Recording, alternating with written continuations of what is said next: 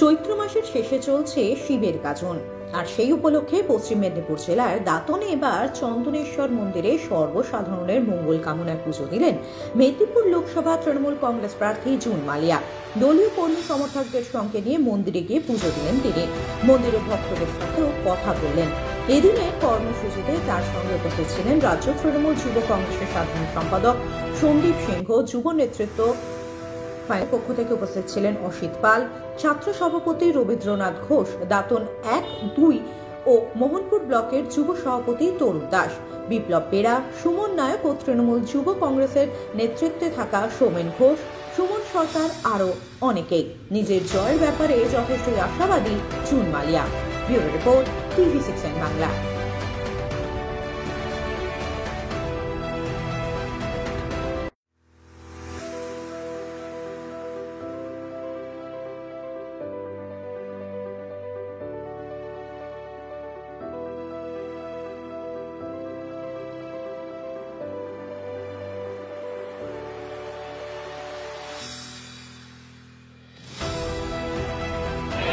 সকলে এখানে আজকে আমাদের তৃণমূল কংগ্রেসের পরিবারের সাথে আমাদের পশ্চিম মেদিনীপুরের অনেকে এসেছে বাবা চন্দ্রেশ্বরের পুজো দিতে। যদিও উড়িষ্যার পরে এই মন্দির, কিন্তু আমাদের পশ্চিম মেদিনীপুর থেকে বহু মানুষ এখানে পুজো দিতে আসেন এই সময়, গাজনের সময়। এবং আমরা আজকে সকলে এসে বাবার কাছ থেকে আশীর্বাদ নিয়ে গেছি যে আমাদের পশ্চিম মেদিনীপুরে সবাই যেন খুব ভালো থাকে, পশ্চিম মেদিনীপুরের মানুষ এবং তাদের পরিবার সবাই যেন সুস্থ থাকে এবং আমাদের সামনে সুস্থভাবে যেন হয়ে যায়, ভালো মতো হয়ে যায়। তাই আসুন আমরা সকালে মিলে বলি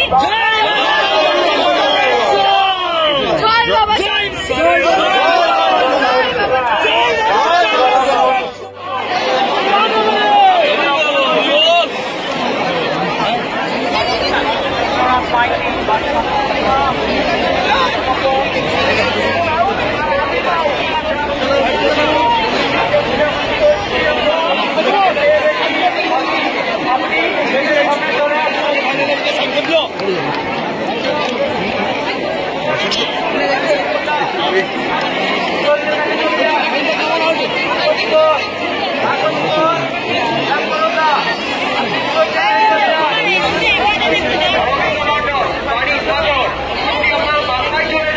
গরম